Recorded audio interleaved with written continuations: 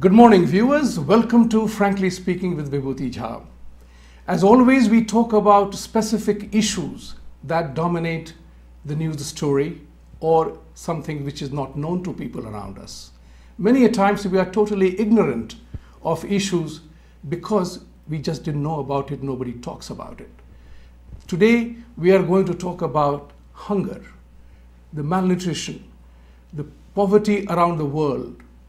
One of the studies has said there are 890 million people in the world who live on $1.90 per day. When in a prosperous world that we know, living in America, these numbers sometimes shake your conscience. And then you wonder, why do children have to suffer for malnutrition and hunger caused by either or? Or what does the government and the politicians do as leadership role to ameliorate the hunger problem? There have been many hunger projects in the world around us. I was myself part of another hunger project in a few years ago, which kind of makes you think that why the hunger is an issue in a world which is so prosperous. To discuss this matter, today I have a real privilege of welcoming two of our Indian friends. They have come from Dallas for a specific purpose. One is Raj Gopal Asava and Aradhana Asava. The husband-wife team has been remarkably successful in their professional life, and they are a story which I will ask them to share with you as we go along in our conversation today. But mischief never leaves me behind. So I'm wondering that in the case of Raj, is it a case that every successful man has a woman behind him, and behind every successful woman there is an amusing man? So whatever be the story, Raj and Aradhana ji, welcome to the studio. Thank you and so much. to meet with the audience of Frankly Speaking with Vibhuti. So going into this conversation, we met a few days ago. You have launched a hunger project, which to me, when I heard it in the restaurant where you made the presentation, it seems very powerful motivation behind doing this.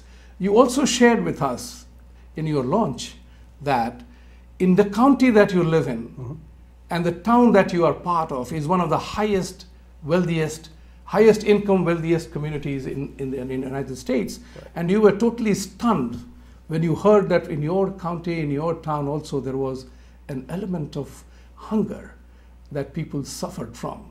Yes. So tell us, to begin with, let the audience know, how did you come to doing this project, who you are, and share your success story with the audience to inspire them. Right. And I will take an exception here.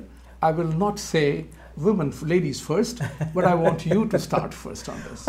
Well, Vibhuti ji, thank you very much, first of all, for having us on this show, giving us this platform to share with our brothers and sisters out there about what we discovered 5 years ago. There is a journey of ours that I can share with you about, which is when we first came to America to 5 years ago, when we discovered about the major hunger issue right here in the United States. So let me pause on that part of the journey, but let me talk to you about our current passion is what we are calling the campaign of Hunger Mitao. Mitao is a Hindi word which is wipe out hunger. How we came across this, or how we went ahead and launched this campaign, was 5 years ago. I was having lunch with our Plano mayor, this is the city we live in, and the Plano mayor mentioned to me about a backpack program that he was sponsoring, and he wanted my support. So I thought, we live in a country where there's all kinds of marketing gimmicks, and I thought for sure it's like a giveaway of backpack program, just like they give away all these different tchotchkes. But I was shocked when the mayor told me, these are backpack full of food, enough to last a child for the weekend. I said, what do you mean? He says, Raj, there is a major hunger issue right here in America, right here in our county, which, as you said rightly, Vibhuti ji, the richest county, one of the richest county in the country. 1 in 4 school-going children doesn't know where the next meal is coming from. 800,000 people just in North Texas, and I'm not talking about all of Texas, just North Texas, is food challenged. I thought food challenge was a pretty fancy word, like a consulting word. I thought, what does food challenge means? And I like the way the mayor defined it. He said, food challenge, think of it this way, that when a child is going to school, they can get subsidized meals, they can get free meals, etc. But on Friday when they go home, their next full meal is Monday when they come back to school. That means the entire weekend, they may actually go with no food at all.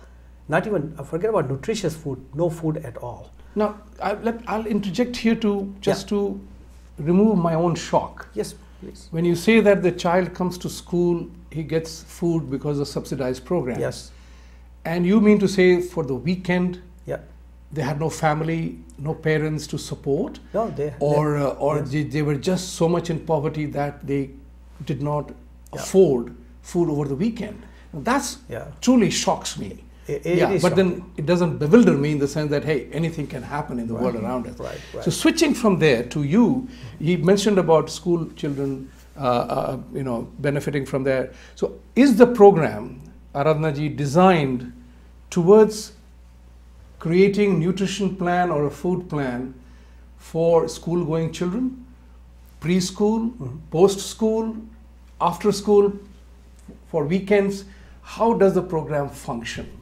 So different food banks do it different ways. And before you go that, you have to tell about yourself too, Okay. your success story.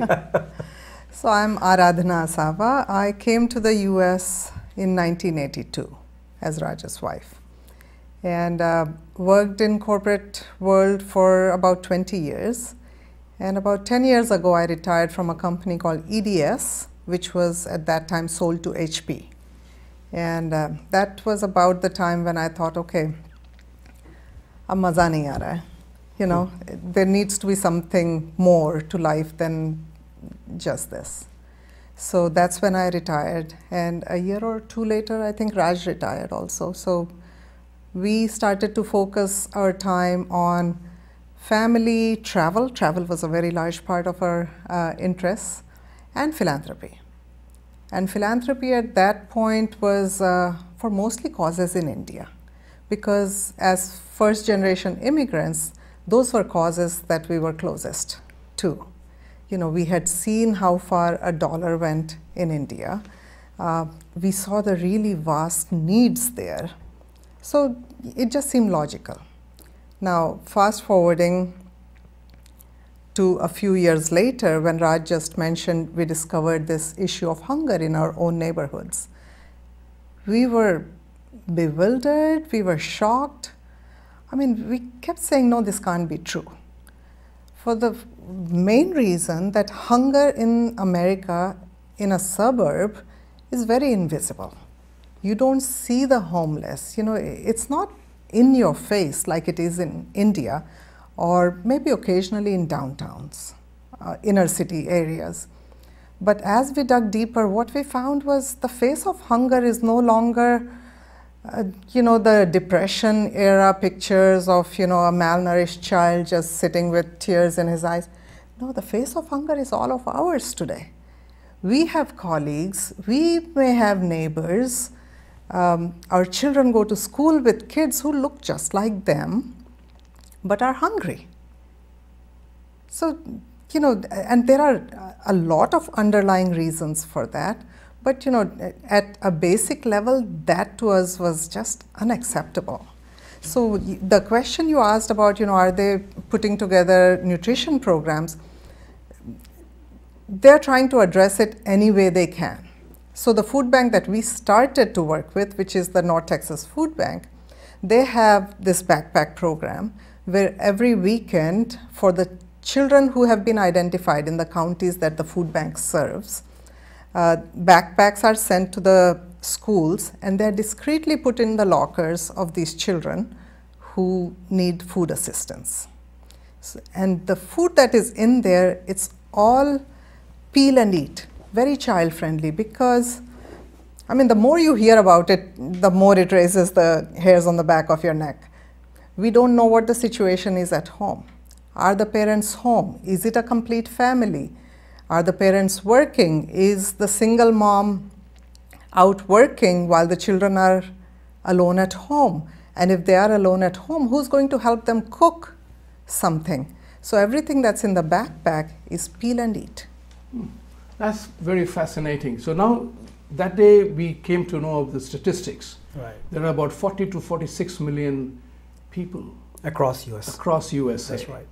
Where do you think this number has the greatest concentration? Yeah, because if in Dallas, Texas area, Right. Dallas, particularly the county that you live in, and Collin Palo, County. Palo? Collin County, Plano City. Yes, Palo Yeah. City. So how did you hit upon the idea that 46 million? Yeah. Is it focused only in that city, or are you trying to go global? Global, I mean, all At of least America. national. Yeah. National. Yeah. So actually, we'll just share with you our journey here. 5 years ago, as I mentioned to you, when we came across and we heard about this hunger issue right in our community, we first had to validate it. Is it really true? We come from business world, strategy is my background, and I don't just trust because somebody printed it or somebody just said it. So both Aradhana and I decided, okay, let's get to the bottom of this. And what's the best way to get to the bottom of this? We joined forces with the food bank. So they had a philanthropy board, and Aradhana joined the philanthropy board. That way we could see the inner workings of the food bank to see, is there really a hunger issue? And if it is, how are they addressing it? And also, how efficient are they at it? So those were three things we wanted to discover. And a couple years into it, we realized that this is a very efficient organization. It fills the gap. It does ensure that those who are needy, those who are struggling to put food on the table, they get nutritious meals. Once we realized that, once we were convinced, we are also very happy to see that for $1, they are able to provide 3 meals. That's in Texas. And by the way, you'll be surprised to know, Vibhuti ji, that here in New York, which is one of the richest, expensive city rather, I should say, they can provide for $1 5 meals. Now that is one thing which definitely impresses me. Yes. At the same time, it kind of beats the hell out of me. Yeah, exactly. And how could you be putting together a weekend meal for $1 and you serve 5 meals? That's right. So share with us what goes into that meal. Yeah. What is, you said peel and eat, Yeah. So what makes up that backpack? So the backpack is a program that is slightly different from this whole $1. I'm talking about the fact that how do you create the meal? Right. For $1, you create 5 meals. Yeah. That's what I wanted to check. What I will do is I'll let Aradhana talk about the specifics of what goes in a meal, but let me give you the economic side of it. Right. First and foremost, like in New York, 100% of the food that they get is donated food. So right away the cost is zero, right? So the cost of distributing the food, getting the food out to the pantries, to the backpack type of programs to ensure that the needy get it is where the real cost is. Additionally, they have thousands of people volunteering each day. Each, I know in Collin County, in the food bank that we work with, 40,000 people a year volunteer, right? By the fact that they are volunteering, they're able to keep the cost down. In fact, my line to people is that if they did not have these volunteers, right, it would be $3 to a meal, even if they calculate them based on the minimum wages. Right. So that's how they're able to keep the cost down, because of the food that they collect is through food drives, through donations, and donations that are being made by people like you and me, donations that are made by large organizations like Walmart, Kroger, etc. So these are organizations that they are donating. Additionally, there is a very major focus of making sure we are not just feeding people, because then we are simply kicking the can down the road, because we may be just giving them food, but then causing obesity and hypertension because of giving them wrong food. So there is a big focus on making sure that they get nutritious food, vegetables, fruits, and all the things that will make sure it's a balanced meal. The food bank actually has dietitians on their staff. And one of the other thing that you mentioned, the backpack program is just one of probably hundreds of programs that they have. Backpack program is your inspiration. It is the inspiration. To do what you are trying to do. That is very correct. well. The important part is here is also that this is a very ticklish country for rules, regulations, insurances, and the repercussions. If supposing some child has a reaction to something, then will the project be up for a legal grab? I would put it that way. No, that's very so all these, it has been a fascinating conversation. We will continue this conversation right after this short break. Stay with us.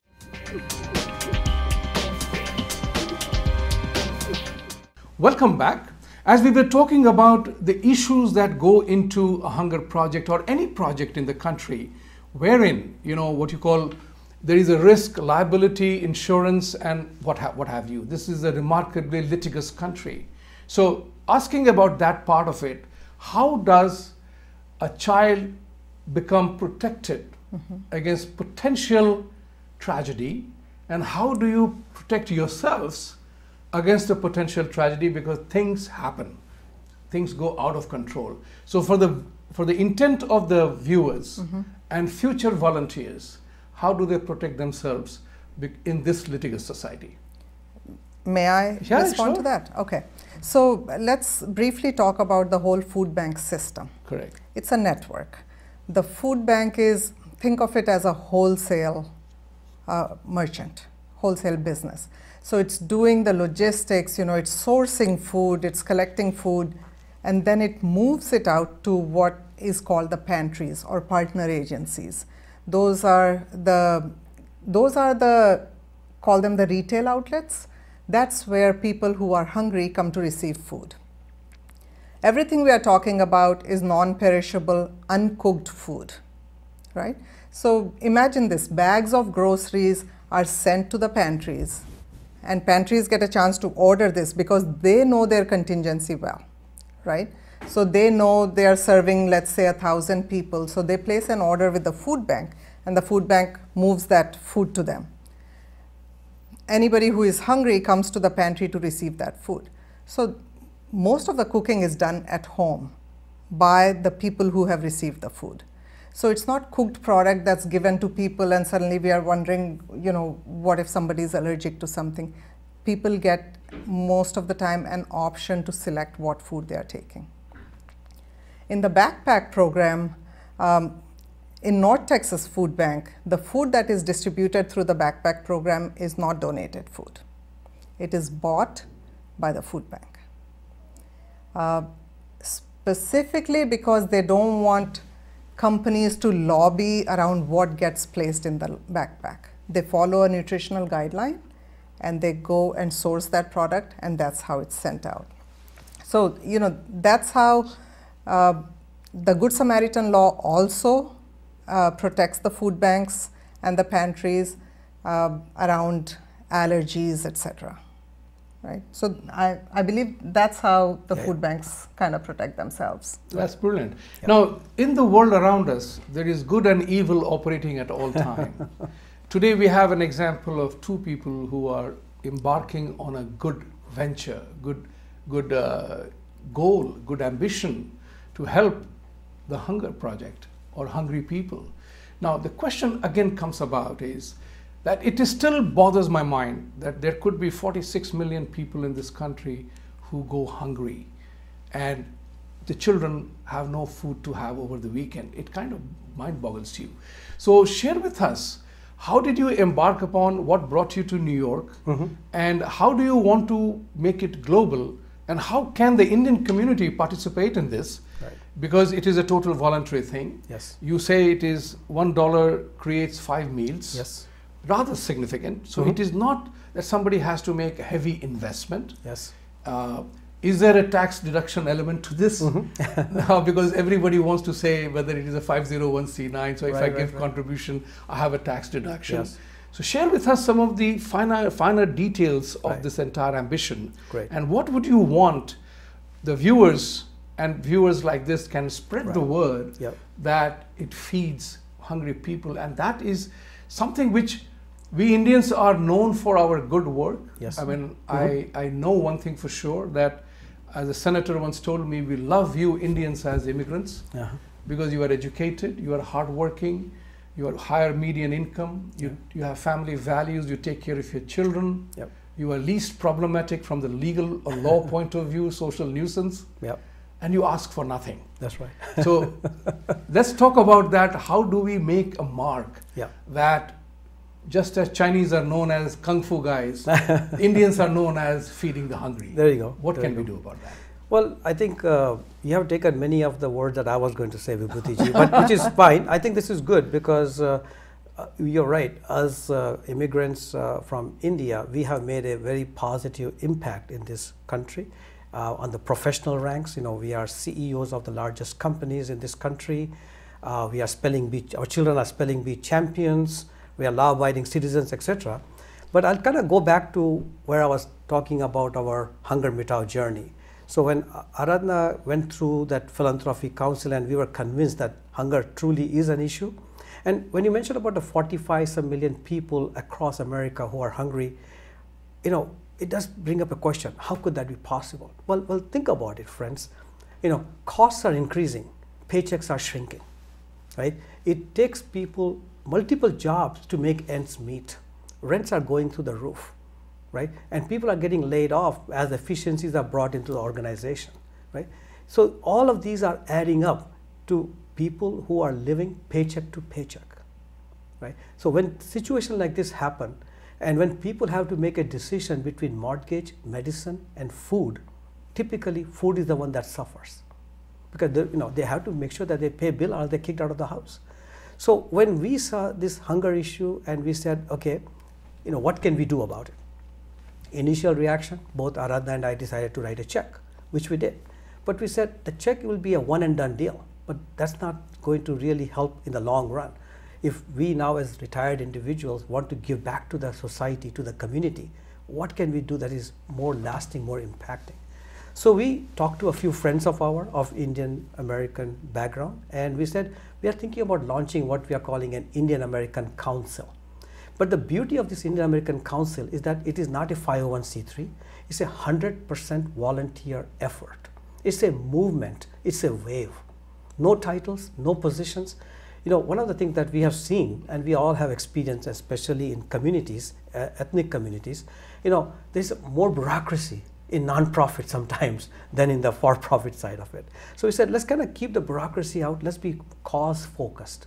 So with that in mind, we created this campaign. We created our slogan called Hunger Mitao, and we challenged our Indian American brothers and sisters here in North Texas, where we live, that let us enable 1 million meals for the hungry, the Indian American community. We didn't give a deadline because we had no idea how the community will respond. But Vibhuti ji, you'll be glad to know that 6 months into it, we blew past the first 1 million meal. 4 months after that, second 1 million meal. 3 months after that, the third 1 million meals.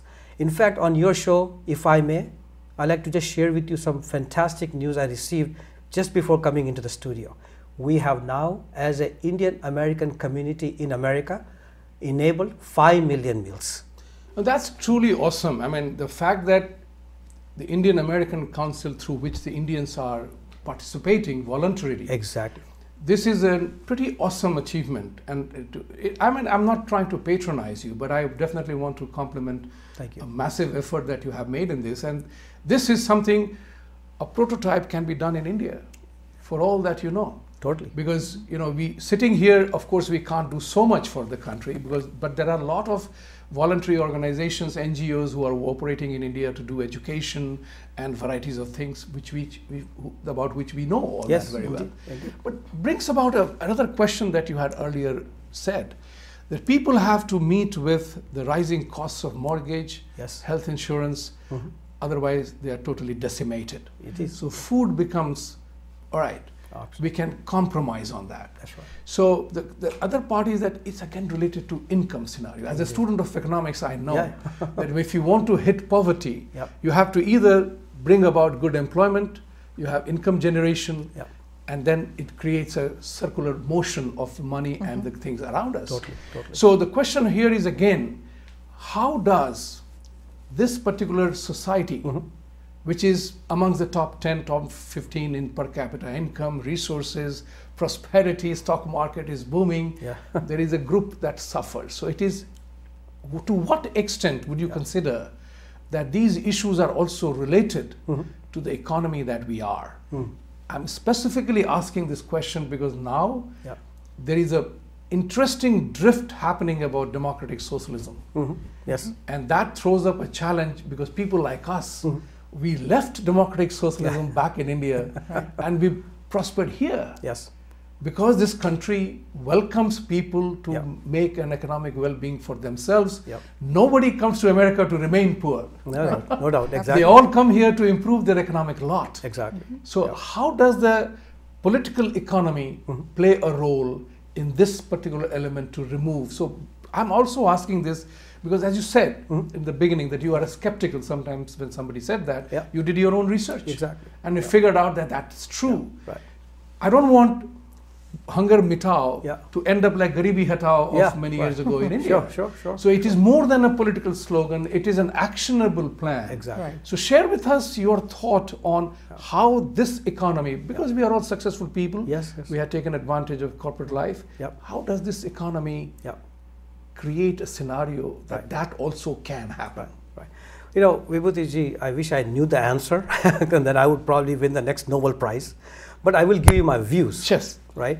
But before I give you my views... Don't aim for Nobel Prize to begin with. No, I will Start not. your I will views. not. Who knows, you might end up winning a Nobel Prize. Thank you very much. But I will give you, you know, having been in this country since '74 and having seen the ups and downs in economy. I lived in Michigan, and you know, every 3 to 5 years there was a downward cyclical trend in the economy, and then upward cyclical trend. So having been through it a few times, you know, one of the things I want to share with you that I am afraid that things are actually going to get worse as we go forward. And let me give you my perspective, because my background is technology and strategy. And frankly speaking, we ain't seen nothing yet in regards to the efficiencies, etc., that is going to come into the workplace through automation and technology, right? All that is going to displace more people, right? So one of the things that's happening is that, yes, we are becoming more efficient. We are sending work to cheaper countries, you know, to get things done over there.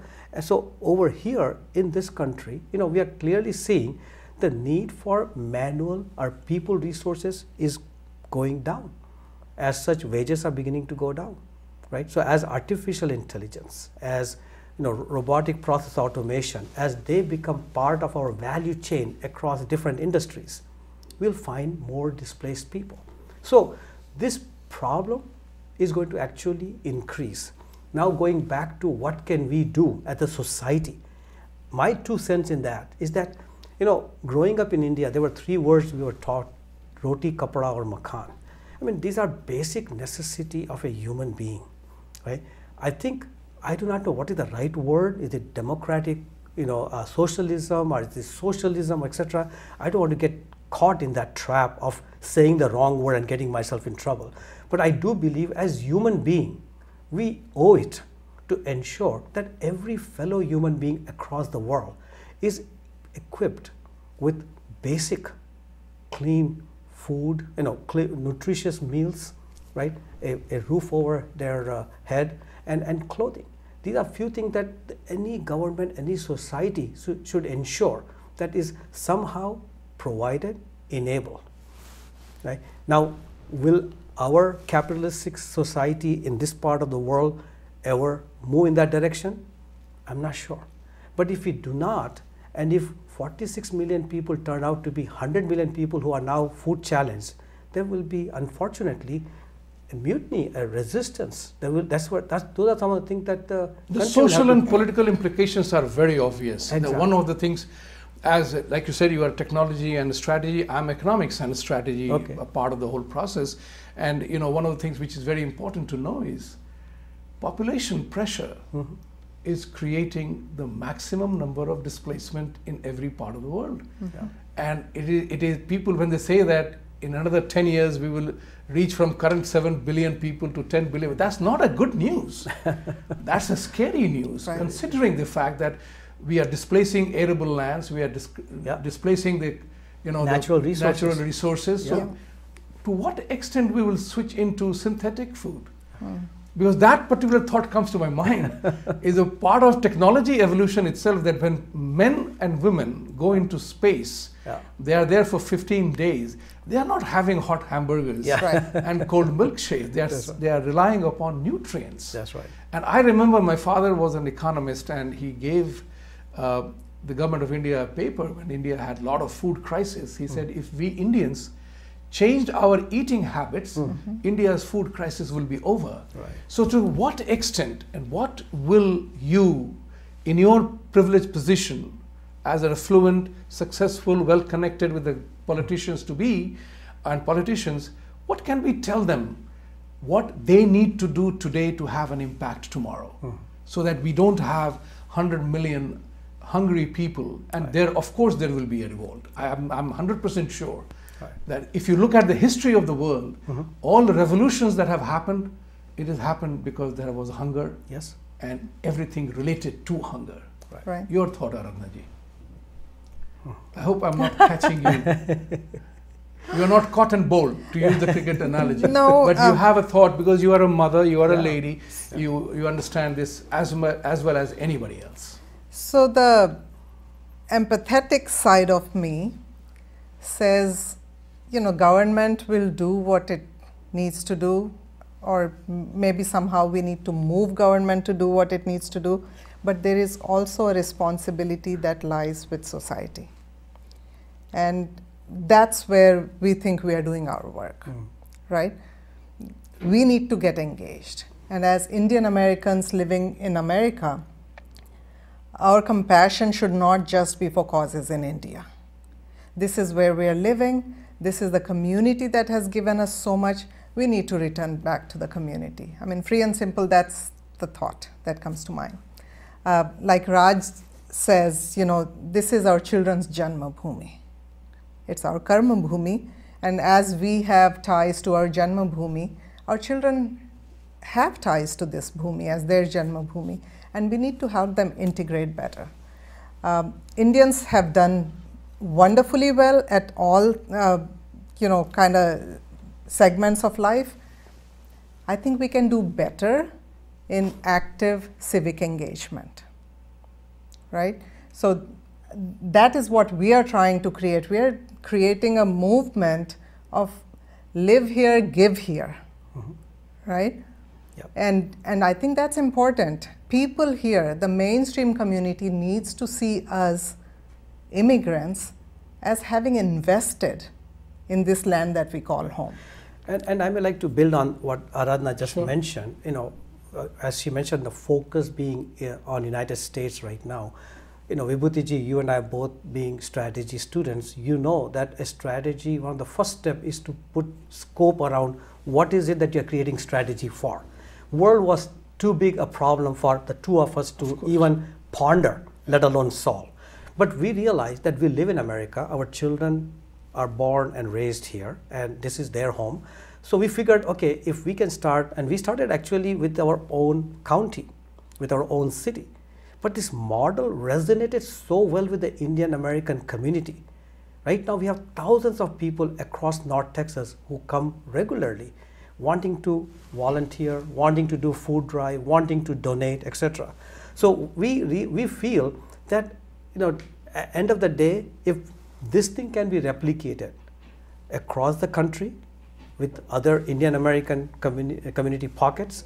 Secondly, we believe this can be taken to other communities, the Hispanic community, you know, etc. They can also, you know, basically get involved in these basic human necessity issues, and that will address some of these issues around hunger. Terrific. You know, it is, as the saying goes, hunger has no religion. Hunger knows no color of the skin. Hunger knows no gender. It doesn't discriminate. It is a universal problem. So therefore, we have to rise up as a community to be active in our own communities at local levels. Many a times we get carried away with presidential elections and gubernatorial elections. We forget the community we live in. That's where we have the ability to make a major impact, because it is in those communities when you become visible.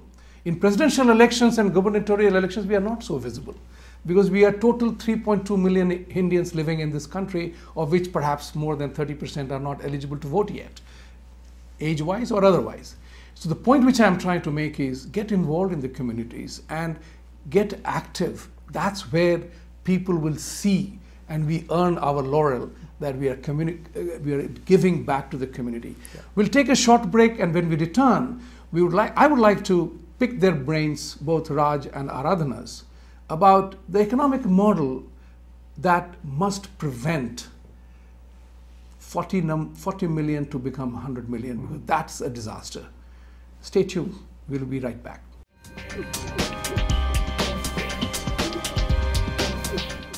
Welcome back. As we were discussing the hunger element, the sadness of hunger in America, of all places, one of the key things is, how is the economy stupid, as the famous saying goes?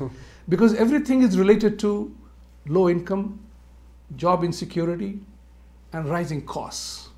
And as we all know, and as Raj pointed out a few minutes ago, I'm sorry I'm calling you Raj because that's fine, you called me Vibhuti ji, I feel embarrassed, but hey, it's all right.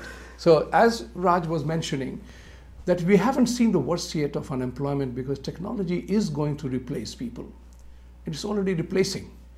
In my MBA days, when I did my work on my my thesis for dissertation was technology and banking, how technology will impact the world of banking. That's where I came from. And believe it or not, in 1985, when I did the research, I came across a Bank of International Settlement document in which they had clearly stated that come year 2000, banks will no longer need these tall buildings as their homes, and people will not need to go to the banks to transact their business. How true and how accurate was that? Today you are making all payments on phone, right? Requirement of people are declining. On the other hand, we have population explosion happening. So the statistics is that in another 10 years or 20 years, the world population will grow from $7 to $10 billion, and that's a scary news. It is in a matter of no time that 40 million can become 100 million. Exactly. So we as people, how do we impact our local communities about educating them, participating in a dialogue that we have to curb population growth? How do we convince our politicians who live in their own world of Ardha Satya?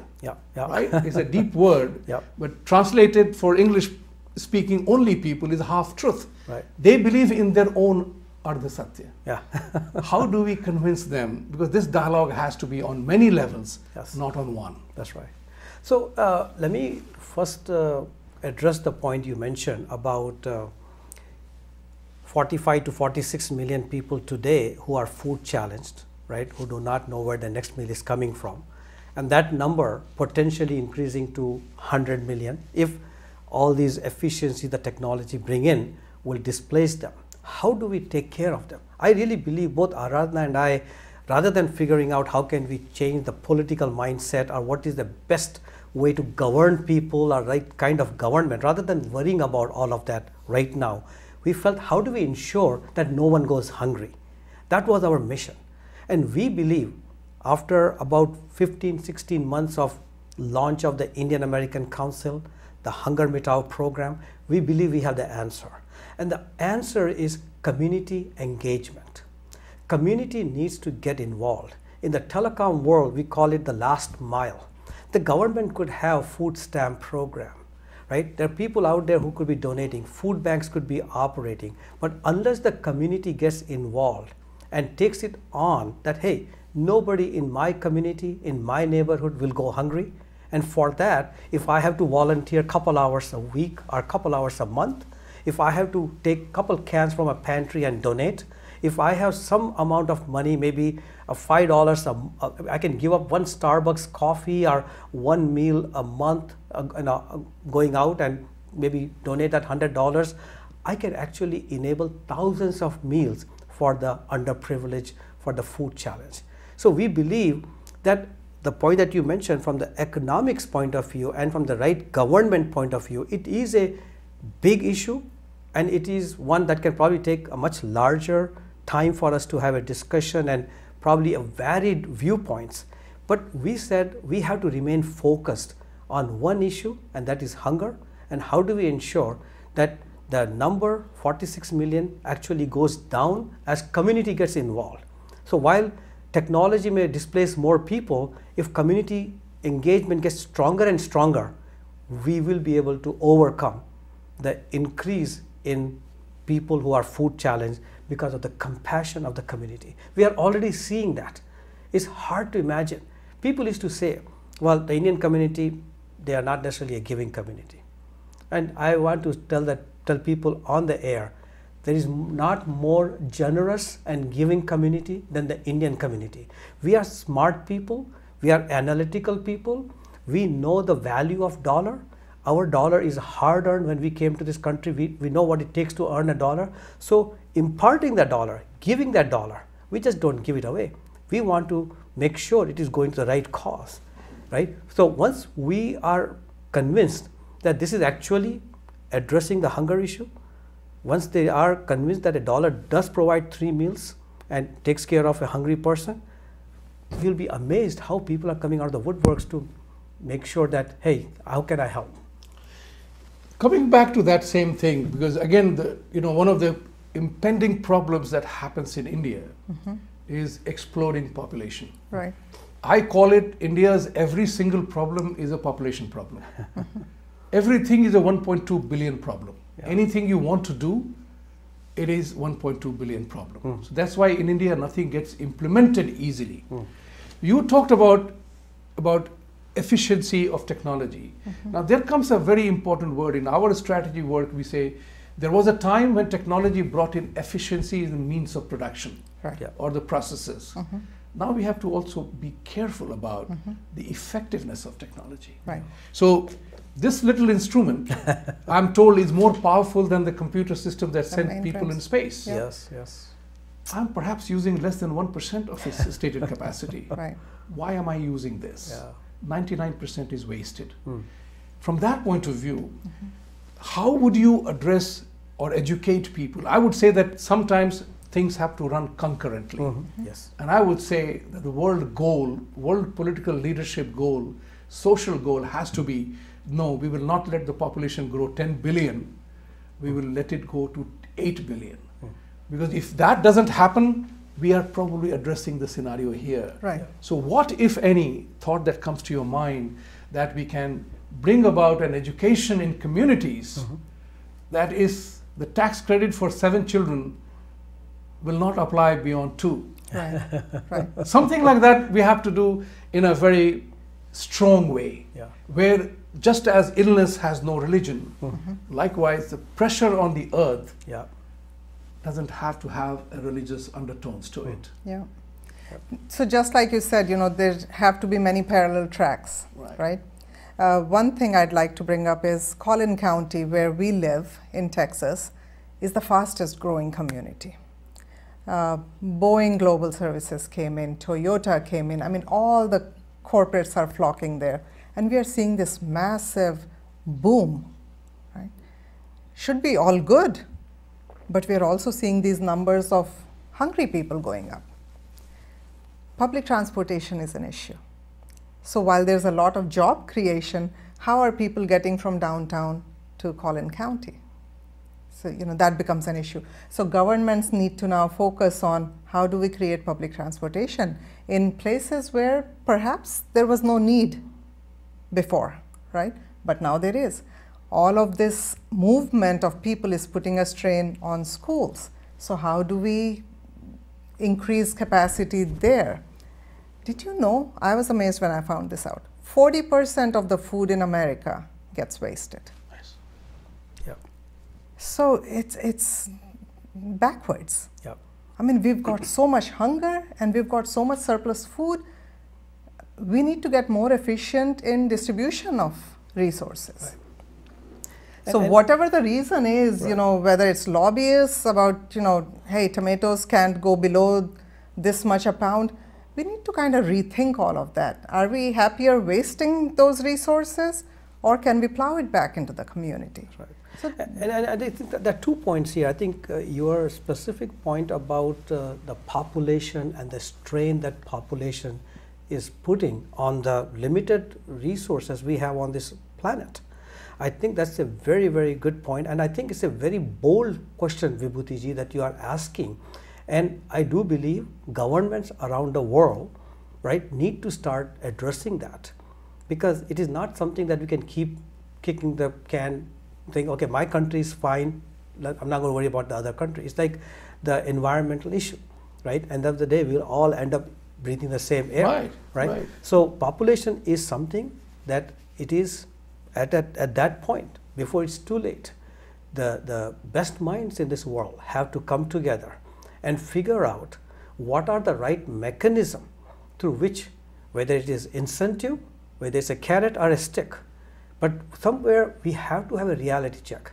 So I just actually hats off to you for bringing up such a bold point in your Thank you very much. Because I really feel that's like the elephant in the room, right? And no one wants to address it. So and if you are expecting me to answer that, I agree with you. The population outlook as we are seeing it, and then put it on the same chart, the decline in employment that will happen because more and more robots, we are moving to the Jetson world, right? So with that in mind, how are we going to ensure that people are gainfully employed, they are able to make their ends meet? In India they used to say, khali dimag shaitan ka ghar, right? Empty head is devil's workshop. Exactly. Absolutely. Right. Yeah. And if we keep more and more people unemployed, and we will never ever suggest that we just figure out a way to make sure that they get food, cloth and shelter. That's not what we are suggesting, and we'll never suggest that. Because we do not want them to become that is the bandage problem. That's exactly. Trying to solve the cut with a bandage. But thank you for saying that. I brought about a bold suggestion. After all, the program is called Frankly Speaking. Frankly Speaking. So, correct. so let's because you are right. Yeah. If we don't deal with the fundamental part of it, that's one of the things that we talked about, a strategy. What's at the root of it? Correct. Yeah. I get angry about it. I tell people that now we know the impact of smoking on our health. That's right. The kind of pressure it brings upon on healthcare system. Yes. And what have you? Correct. We increase the price of cigarettes as sin tax, but we do nothing about tobacco production. Yeah. Why don't we say tobacco production is over, because that will lead to no more cigarettes being made. So unless and until we address the root cause of it, problems will not continue to linger on. And therefore we have to have, as a doctor's analogy, when you are on doctor's table, whatever has to be done has to be done. There is no religion, there is no caste, there is no color. Hunger is that kind of a colorless, casteless, religionless, genderless challenge. Totally. We have to address that. That's right. It has been a really wonderful conversation. I have enjoyed it. I hope you did too. So think about it from this point of view. What can you do to contribute to the cause of eliminating hunger in this world? We have a platform. There are many hunger removal projects in the country and the world around us. This is one of them. They have a different model, and I would urge you to think about it. Whether it's $1, whether it's a Shramdan, Dhandan, whatever Gyandan, do towards this kind of an initiative, because that's only which will make us feel good, because we are doing good to the community.